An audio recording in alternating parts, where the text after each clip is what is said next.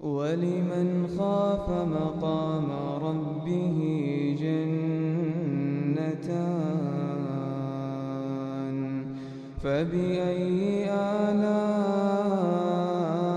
ربكما تكذبان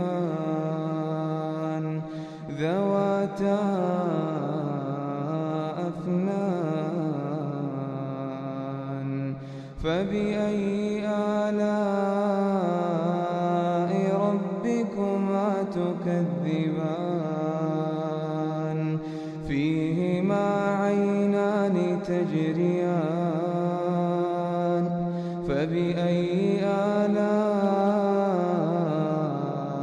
ربكما تكذبان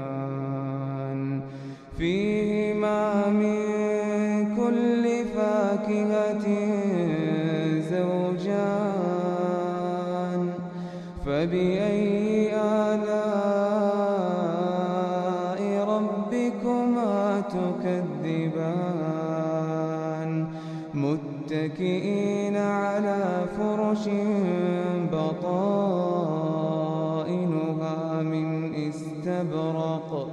وجنى الجنتين دان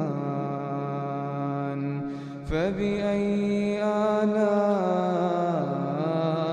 ربكما تكذبان فيهن قاصرات الطرف لم يطمثهن إنس قبلهم ولا جان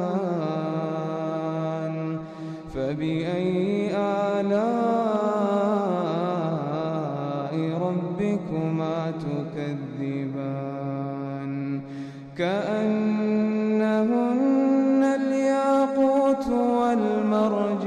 والمرجان فبأي آلاء ربكما تكذبان هل جزاء الإحسان إلا الإحسان